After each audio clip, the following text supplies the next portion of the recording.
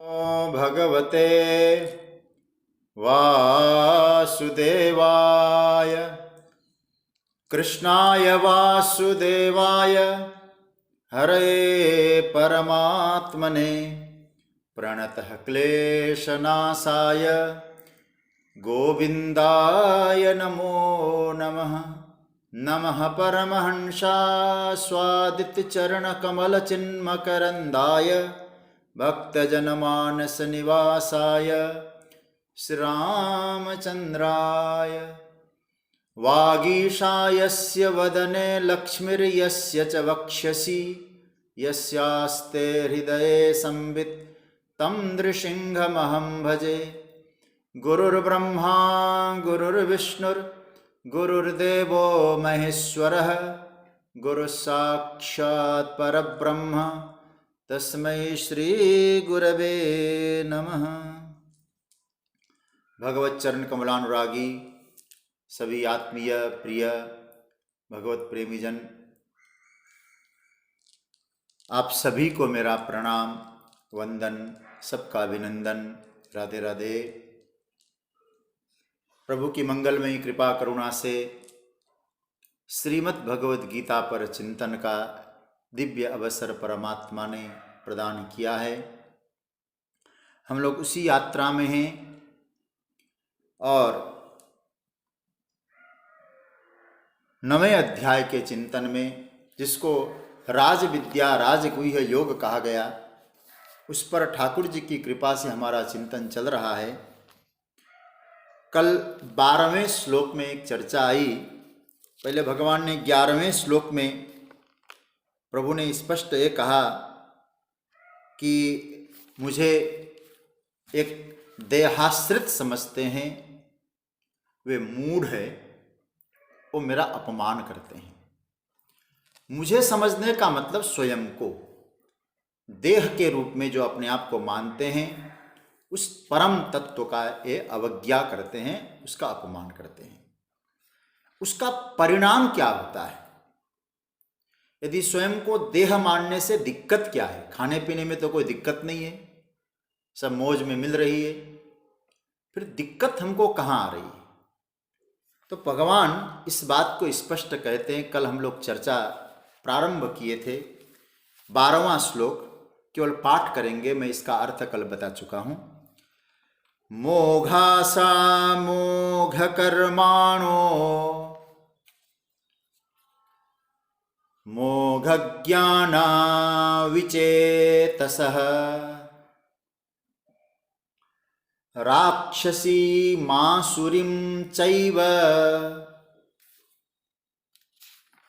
प्रकृतिं मोहिनीं स्थिताः।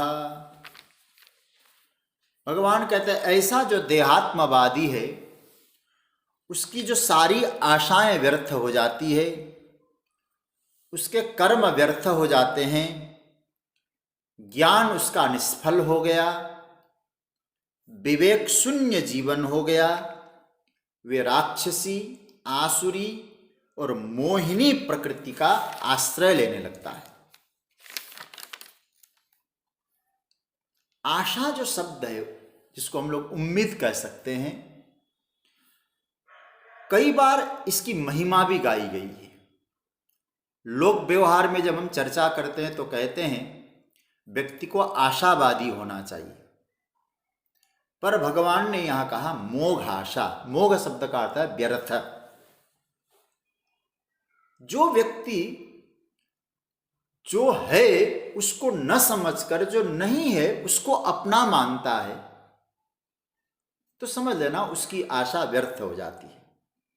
क्योंकि जो उसकी जो आस्था, आशा, जो उम्मीद है, उसकी जो आधार भूमि है वो ठीक नहीं है, एग्जिस्टेंस ठीक नहीं है। जो आप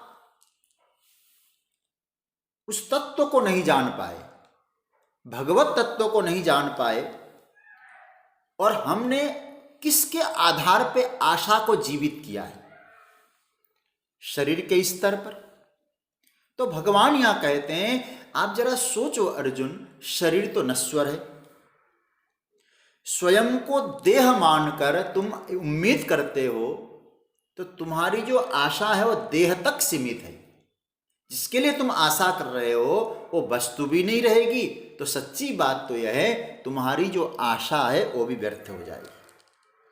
लेकिन एक बात याद रखना, ये परमात्मा की ओर से नहीं है, भगवान की ओर से नहीं है, ये अपनी ओर से है। भगवत तत्व स्वामी पूज्यपाद स्वामी रामसुखदास जी महाराज कहते हैं, व्यर्थ होने का मतलब है कि परमात्मा तत्व से साधक विमुख हो जाता है। विमुख होने का मतलब क्या है?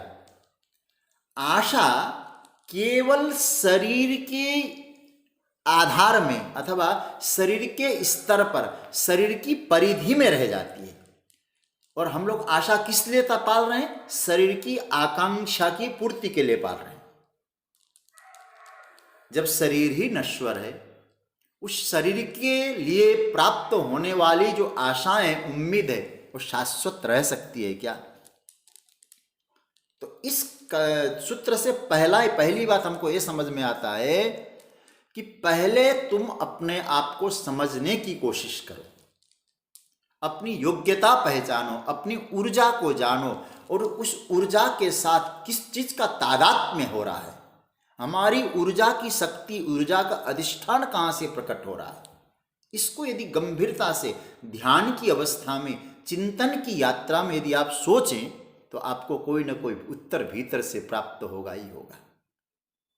और दूसरी बात, यह तो सिद्धांत के रूप में भी हम स्वीकार कर सकते हैं कि अपनी योग्यता को जाने बिना यदि कोई कार्य करने में लग जाएंगे तो संभवतः वहां विफलता भी हाथ लग सकती है। हमें अपनी ताकत के बारे में नहीं मालूम, अपनी योग्यता के बारे में नहीं मालूम, हमारे पास कितना बल है, और बल के बारे में नहीं, 1 क्विंटल का बोझा उठा लो। ताड़ का विशाल वृक्ष है, एक कोई बौना व्यक्ति है, नीचे बैठकर ताड़ वृक्ष की डालियों को स्पर्श करे। आप जरा सोचें कैसे पहुंचेगा वो। भगवान कहते हैं जो मूढ़ लोग हैं, अब जानन्ति मां मूढ़ा, पहले श्लोक में भी बोल चुके हैं, जो मूढ़ लोग हैं उनकी आशा होती तो बड़ी है, लेकिन अपनी जो योग्यता है, जो ऊर्जा है, उसको नहीं पहचान पाते कि ऊर्जा का स्रोत कहाँ है। और ऊर्जा का स्रोत न पहचानने के कारण उनकी जो आशा है, अर्जुन मैं कहता हूं मोघ आशा, जहां से अमृत प्रवाह प्रकट हो रहा है, उसे न देखकर वो कहां देखते हैं? दूसरी तरफ देखते हैं, दूसरी तरफ आशा रखते हैं, दूसरी तरफ उम्मीद करके बैठे हैं। यदि आपकी उम्मीद गलत है, आशा गलत है, और कर्म क्या ठीक होंगे? इसलिए भगवान तुरंत दूसरा कहते हैं तुम्हारी आशा ही गलत है, शाश्वत नहीं है, इसलिए मोघ कर्माण। जगतगुरु शंकराचार्य अपने भाष्य में बहुत अच्छा सूत्र देते हैं।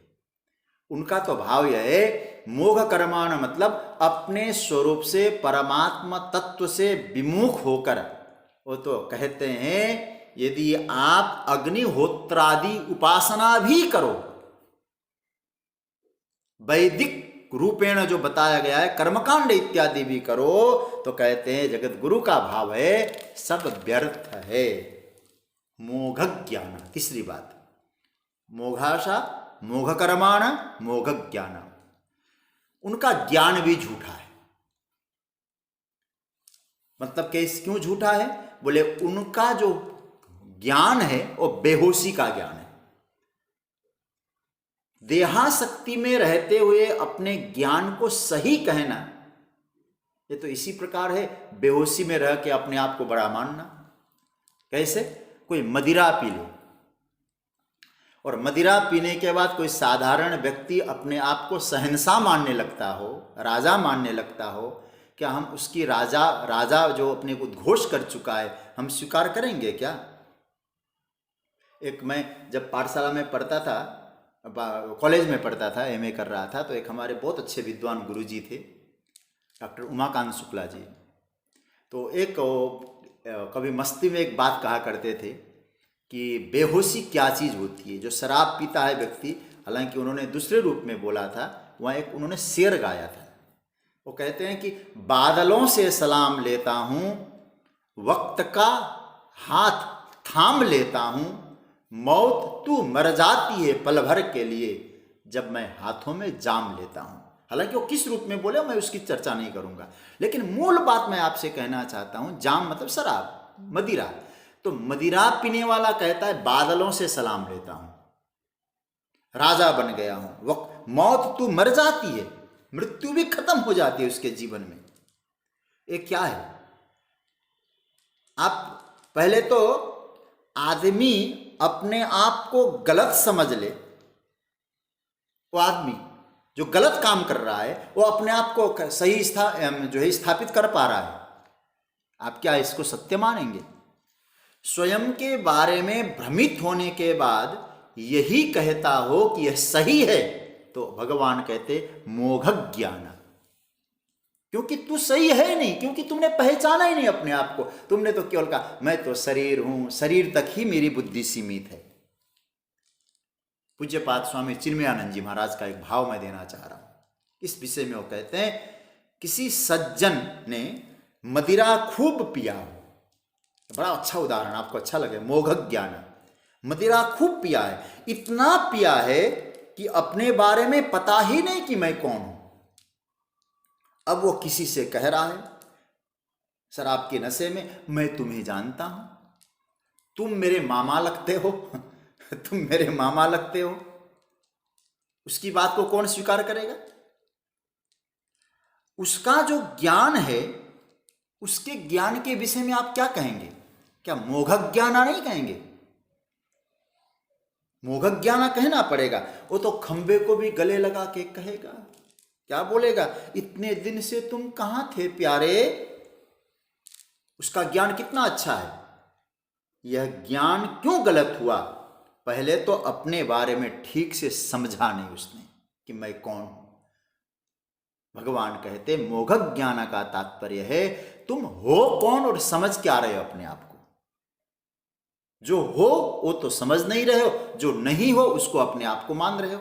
तुम शरीर नहीं हो, तुम अनंत ऊर्जा का स्रोत परमात्मा तत्व हो, परमात्मा के अंश हो, वो तो तुम समझ नहीं रहे हो, उसकी अपमान कर रहे हो। अवज्ञान भगवान ने कहा, उसका अपमान कर रहे हो। अपने आप को क्या कह रहे हो? यदि वो कह रहा है कि मैं अपने बारे में जानता हूं, यदि वो अपने बारे में जानता है तो फिर खंबे को गला क्यों लगा रहा है? खंबे को गला क्यों लगाता है? गले से क्यों लगाता है और कहता है तुम कहां थे? ज्ञान का केंद्र ही गलत है। और ध्यान देना, जब केंद्र गलत होगा बाकी सही होगा क्या सब कुछ? तो भगवान कहते मोघ ज्ञान। और तीसरी बात कही विचेतस। विचेतस, चेतस विपरीत हो गया, विवेक शून्य हो गया, उल्टी बुद्धि बना करके कहने लगा यह सही है और मेरी समझ सही है। देखिए, समझ गलत है, विवेक विपरीत है, व्यर्थ आशा है, तब आप ही कहिए उसका कर्म क्या ठीक होगा? परिणाम सही निकलेंगे? मैं तो इतना ही कहूंगा, विवेक से समझ में नहीं आ रहा है तो परिणाम से तो समझ लो, परिणाम कैसे निकल रहे हैं। और एक बात आपसे कहूं, ये श्लोक जरा देखो, मैं एक चीज आपसे एक बढ़िया बात कहूं। भगवान यहाँ जो कहते हैं मोघासा मोघ कर्माणो मोघ ज्ञान, ये तीन बातों में से आप मोघ हटा दो। मोघ शब्द का व्यर्थ है, मोघ हटा दो तो क्या होगा? आशा कर्म ज्ञान, ये तीन हो गई। अब आप जरा ध्यान देना, अर्थात आशा कर्म और ज्ञान इन स्वयं को केवल देह तक मान लिया हमने, केवल शरीर की परिधि तक। तो याद रखना सज्जनों, ये तीनों ही गलत हो जाएंगे। उसकी फिर स्थिति क्या होगी? इसका रिजल्ट नीचे की पंक्ति में बता रहे, मोघासा मोघ कर्माणो मोघ ज्ञाना विचेतस। इसका अर्थ तो आप समझ लिए होंगे। अब नीचे वाली पंक्ति, क्या होगा फिर ऐसा होने पर? ज्ञान व्यर्थ हुआ, कर्म व्यर्थ हुआ, आशा व्यर्थ हो गई, चित्त बुद्धि विपरीत हो गई, उसका क्या होगा? भगवान कहते राक्षसी मासुरीम चैव प्रकृतिम मोहिनीम श्रिता। भगवान यहाँ 3 चीजें बता रहे हैं, आप इसको नोट करिएगा। कई बार हम लोग असुर और राक्षस एक तराजू पे तोल देते हैं, मतलब असुर का मतलब ही राक्षस होता है। यदि ऐसा होता तो भगवान 2 शब्द क्यों कहते हैं, आसुरी और राक्षसी, ये अलग अलग बोले हैं। 3 चीजें बोल दिए हैं, राक्षसी, आसुरी और मोहिनी प्रकृति। राक्षसी प्रकृति, आसुरी प्रकृति और मोहिनी प्रकृति का श्रिता, ये लोग क्या करते हैं, इन तीनों प्रकृति का श्रिता मतलब आश्रय लेते हैं, आश्रिता। राक्षसी, आसुरी, मोहिनी। ध्यान देना, सुखी होना उनकी मजबूरी है। ऐसे तो सुखी सब होना चाहते, चाहे ज्ञानी हो, चाहे कर्मयोगी हो, चाहे सत्कर्मी हो, चाहे अज्ञानी हो, सुखी होना सभी चाहते हैं। पर हम लोग सुखी किससे होना चाहते हैं, ये तो बहुत ध्यान से समझने वाली बात है। हम किस चीज से सुखी होना चाह रहे हैं, तीनों प्रकृतियों का रूप क्या है। भगवान कहते हैं, जगतगुरु शंकराचार्य ने इस पर भाष्य लिखा है और बहुत अच्छा भाष्य है, कुछ बड़ा है। वो लिखते हैं, छिंदी भिंदी पिबह खादा परम परस्व स्वम अपहर इत्येवं बदनशीला क्रूर कर्माणो भवंती इत्यर्थ। क्या बोले हैं महाराज जगतगुरु शंकराचार्य, कहते हैं, तोड़ो फोड़ो पियो खाओ दूसरों को सब लूट लो, ऐसे वचन बोलने वाले, ऐसे क्रूर कर्मा, ये तीनों प्रकृतियों से घिरे होते हैं। शायद कुछ वर्ष पूर्व आया होगा, इट ड्रिंक एंड बी मेरी, उसी को मानो कहते हैं जगतगुरु शंकराचार्य भगवान कहते हैं, मोघा राक्षसी मासुरीम चैव प्रकृति मोहिनीम श्रिता। तो 3 बातें आ गई। पहले हम समझते राक्षसी, राक्षस कौन है, असुर कौन है और मोहिनी क्या है। इन तीनों को आप समझ लीजिएगा, तब श्लोक स्पष्ट हो जाएगा। देखिए, राक्षस और असुर ये अलग अलग रूप कैसे बन गए। कहते हैं कि ये गए ब्रह्मा जी के पास, और ब्रह्मा जी के पास गए, दोनों गए थे विषय भोग करने के लिए। 2 गए थे, दोनों समझ लो भाई भाई थे, ब्रह्मा जी के पास विषय भोग करने के लिए, विषय की याचना करने के लिए गए। एक तो रुचि रखता है केवल भोगों में, केवल उसको भोग चाहिए, तो केवल भोग, भोग में ही उसका जीवन है, तो उसका नाम हो गया असुर। इसलिए असुर शब्द का अर्थ होता है असुसु रमन्ते, असुसु इंद्रिय भोगेशु रमन्ते इति असुरः ता असुराः। जो केवल इंद्रिय भोगों में रमण करने वाला है वो असुर है। दूसरा कहता है, भोग क्या करोगे जी, मां रक्ष, देखो मां रक्ष, मां नहीं रक्ष, बस छोड़ो नहीं, रखो नहीं इनको, क्या करो, रक्षा मत करना, छोड़ना मत, पी जाना, खा जाना, लूट लो। हिंसा प्रधान प्रवृत्ति, उसको बोलते हैं राक्षस। भोग प्रधान प्रवृत्ति, उसको बोलते हैं असुर। तो हिंसा है, प्रधानता हिंसा में है, और राक्षस भोग में प्रधानता, असुर। तो भगवान कहते हैं, भोग वृत्ति जो जीवन में आए, ध्यान से समझना इस बात को, हमारे जीवन में भी यदि भोग की प्रवृत्ति बहुत ज्यादा होने लग जाए, लेकिन फिर कह दो अपने एग्जिस्टेंस को भूलकर केवल भोग की प्रवृत्ति अधिक होने लग जाए, उसे राक्षस बनने में ज्यादा समय नहीं लगेगा, फिर बन जाएगा, फिर परवाह नहीं करेगा किसी की।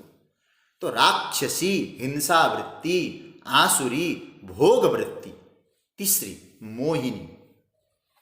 मोहिनी का अर्थ क्या है, इसलिए महापुरुषों का टीका देखने का मजा इसीलिए आता है कि बड़ा अर्थ खोल के रख देते हैं। भगवान भाष्यकार ने बहुत अच्छा किया, मोहिनीम का अर्थ किया उन्होंने, मोह करीम देहात्मवादिनीम श्रिताहा, ये कहते हैं। तो कहा कि मोहने वाली, कैसी मोहने वाली, देहात्मवादी, केवल शरीर ही उनको है, बाकी कोई मतलब नहीं, खाओ पियो मौज करो, कुछ नहीं रखा है बाकी। श्रीधर स्वामी ने इस श्लोक की व्याख्या में क्या लिखा है, इस मोहिनी का अर्थ लिया, मोहिनीम बुद्धि भ्रंश करीम प्रकृति, मोहिनी प्रकृति का अर्थ लिया जिसके द्वारा बुद्धि ही खत्म हो जाए, बुद्धि भ्रंश हो जाए, विवेकहीन हो जाए, उसको मोहिनी। मधुसूदन सरस्वती जी कहते हैं जो शास्त्रीय यज्ञानुष्ठान के विपरीत आचरण करने वाली वृत्ति, वो मोहिनी। तो इसका अर्थ क्या है? तो मोहिनी प्रकृति का अर्थ है देहोहम, मैं शरीर हूं। यह जो वृत्ति है ये सबसे ज्यादा मोह उत्पन्न करती है। देह हूं कह दिया, देह के संबंधी अपने हो गए, देह से कमाया हुआ अपना हो गया, उसको पाने में, उसको रखने में, उसको बचाने में फिर मोह उत्पन्न होता है। जो गलत है उसको सही दिखाई देने लगता है। मैं एक बात और कहूं, जीवो हम, यहां तक तो कुछ समझ में भी आता है। और जीवो हम कहेगा तो पाप से डराता है, गति की चिंता होती है, चलो धर्म अधर्म पर विचार होता है, धर्म की कर्म की महिमा सोचता है। लेकिन देहात्मवादी, कौन सा धर्म है देहात्मवादी का? शरीर को ही आत्मा मानने वाले की वृत्ति कैसी होती है? उसको नष्ट किए बिना आगे नहीं बढ़ सकते। इसलिए श्रीमद् भागवत जी में, मैं विस्तार नहीं करूंगा, श्रीमद् भागवत जी में धेनुकासुर की कथा है। भगवान गए थे, एक गधे के रूप में था एक असुर, बलराम जी गए वहां और वहां जाकर उसको, उसका वध कर दिया बलराम जी ने। बहुत सुंदर कथा है वो। महाप्रभु वल्लभाचार्य जी ने तो सुबोधिनी में स्पष्ट लिखा है ये धेनुकासुर देहाध्यास है, देहाध्यास। और बाद में कालिय नाग की चर्चा आई तो महाप्रभु जी ने कहा इंद्रियाध्यास है। देहाध्यास को मिटाना पड़ता है, लेकिन वो मिटाया किस, कौन करता, कौन मिटाता है? बलराम। बलराम मतलब ब्रह्म विद्या। तो ब्रह्म विद्या अर्थात ज्ञान, भगवत प्रेम, इसी के द्वारा आपका देहाध्यास मिटेगा। देहात्मवादी, याद रखना, देहात्म भाव जो होता है उस संबंध की भी परवाह नहीं करता है। उसे सुख चाहिए, वो चाहे सुख क्षणिक हो चाहे कैसा भी हो, उसको शरीर से केवल इतनी अपेक्षा है, शरीर सुख भोगने के लिए मिला है, उसके लिए धर्मादि का कोई परवाह नहीं है। न वो माता पिता की सेवा करता है। माता पिता कहें भी बेटा ऐसा न करो, सेवा करो, माता पिता से कहेगा क्या जरूरत पड़ी, और माता पिता कहेंगे हमने तुम्हें जन्म दिया। ऐसा देहात्मवादी हो जाए तो यहाँ तक पहुँचेगा, अपनी माता पिता को कह सकता है क्या हमने कहा था हमें जन्म दो। बहुत निंदा की है देहात्मवाद की। शरीर को ही सर्वस्व मानने वालों की जगत गुरु शंकराचार्य ने भी अपने भाष्य में बड़ी निंदा की है। देहात्मवादी वाली जो प्रकृति है वो मोहिनी प्रकृति है। तो तीन प्रकार की प्रकृति की चर्चा की, भोग प्रकृति, हिंसा प्रकृति और देह प्रकृति। भोगों को संपुष्ट जो करने वाली उपद्रवी प्रकृति, ये उपद्रव करके दूसरे को मारे और राक्षस, भोग में रमे असुर, और केवल देह को ही सर्वस्व माने वो मोह। भगवान कहते हैं मुझको मनुष्य समझोगे। मुझको मनुष्य समझने का मतलब समझते हैं? मुझको मतलब है स्वयं को केवल देह रूप में ही तुम सीमित करो, देह की परिधि में, देह के घेरे में अपने आप को समझोगे।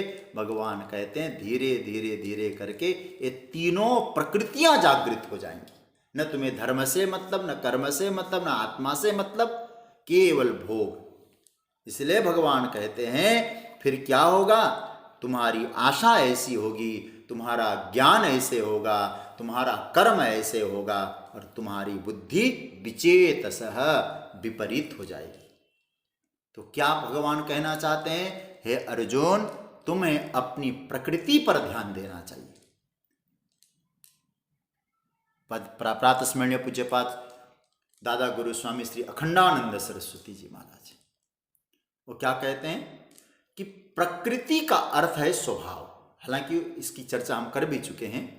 और स्वभाव पर नियंत्रण करो अपना। प्रकृति पर नियंत्रण मतलब तुम अपने स्वभाव पर नियंत्रण करो। स्वभाव हमने बनाया है तो आप उसको हटा भी सकते हो। उस आत्म चैतन्य में स्वभाव के आवरण को हटाने की कोशिश करो। तुम देह नहीं हो, इसको जानो। ध्यान देना, एक बहुत बढ़िया बात आपको सुनाते हैं, कभी अवसर मिले तो इसका चिंतन करना। श्रीमद् भागवत के 11वें स्कंद में, 11वें स्कंद का 19वां अध्याय, और आपको कहूं कभी आपको अवसर मिले तो देख लीजिएगा, केवल अर्थ भी देखेंगे तो आपको छोटी छोटी चीज़ों की परिभाषा है। यम किसको कहते हैं, नियम किसको कहते हैं, वीर कौन है, एक एक शब्द का वहाँ आपको अर्थ में उत्तर मिलेगा। बहुत अच्छा है।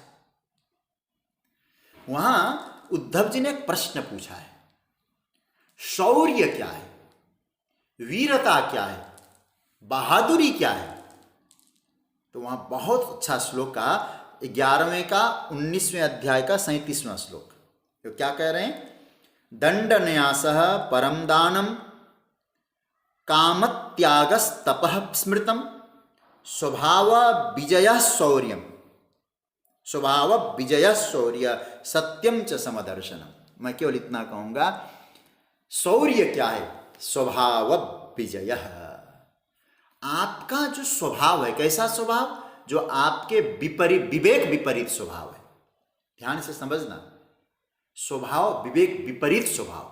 विवेक विपरीत का मतलब क्या हुआ, आप जरा सोचिएगा, विवेक विपरीत मतलब आपसे कोई प्रेम करे तो आपको अच्छा लगता है, लेकिन हम दूसरे से नफरत करें तो वहाँ क्या हुआ कि आपको अच्छा क्या था, प्रेम, आपने विरोध किया तो आपके विवेक के विरोध हो गया।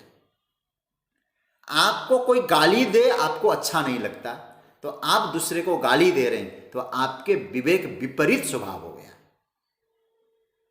तो आपने उस स्वभाव को नियंत्रण कर लिया, मतलब जो विवेक विरुद्ध स्वभाव था और विवेक अनुकूल स्वभाव बनाकर आपने अपने स्वभाव को नियंत्रण में ले लिया। तो समझ लीजिएगा सज्जनों, आपसे बड़ा वीर दुनिया में कोई नहीं है, आप परम वीर है। फिर वीरता इसका नाम है।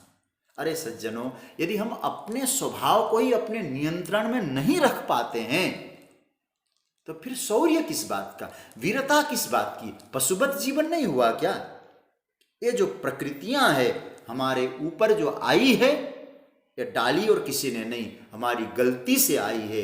धीरे धीरे इन प्रकृतियों को सुधारो, और उन प्रकृतियों को सुधारने के लिए भगवान कहते हैं तुम हो कौन उसको समझो। तुम देह नहीं हो, देह के अधिष्ठान हो, देह के साक्षी हो। यदि उसको तुमने समझ लिया, देह अपना व्यवहार करेगा, देह अपना धर्म निभाएगा, तुम बिल्कुल अनासक्त होकर तुम अधिष्ठान सत्ता की तरह निर्मल बन के रहोगे।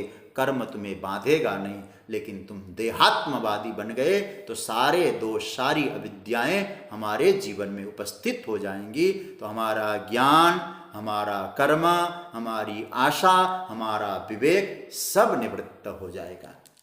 मोघासा मोघ कर्माणो मोघ ज्ञाना विचेतसः राक्षसी मासुरीम चैव प्रकृतिम मोहिनीम श्रिताः। ये भगवान कहते हैं। अब एक बात और कहूँ, भगवान इसके आगे जो चर्चा करेंगे, अब हम 2 दिन का ब्रेक ले रहे हैं, कल तो रविवार है और परसों मेरी यात्रा है कहीं अन्य कथा के लिए, मुझे गोंडा में कथा करनी है। 2 दिन के ब्रेक में हमको मनन करना है जो अभी तक हमने सुना है। यदि हम अभी तक जो बुनियादी रूप में 9वें अध्याय में हम सुन चुके हैं उसका आप लोग मनन करिएगा। उसके बाद जो 13वां श्लोक है, 13वां श्लोक तो मैंने आपको पहले दिन ही कहा था, इसको याद करिएगा। महात्मानस्तु माम पार्थ दैवीं प्रकृतिमाश्रिता, कुछ श्लोक मैंने दिए थे, तो उसमें सबसे पहला 13वां बहुत सुंदर श्लोक है। इस पर खूब चिंतन करना चाहिए। और यहाँ से आगे जो साधना पक्ष है, भक्ति का पुट जो भगवान ने दिया है, ये बड़ा गजब का है गीता का चिंतन। यहाँ से आगे जो 13वें श्लोक से भजन ही भजन की बहुत अच्छी अच्छी प्रक्रिया आपको मिलेगी। तो हम लोग इस 13वें अध्याय पर 13वें श्लोक पे चिंतन अब मंगलवार को करेंगे। एक बात और कहूँ, 2 दिन में आपको एक प्रश्न मैं आपको देता हूँ, आप लोग उस प्रश्न को सुन लीजिएगा। इस बार मैं किसी इस प्रकार का प्रश्न नहीं दे रहा हूँ कि उस श्लोक का, इस पर थोड़ा सा आप लोग एक गीता खोल के एक बार देख सकें। इस प्रकार का एक प्रश्न मेरे दिमाग में आया। वो प्रश्न यह है, श्रीमद् भगवद गीता में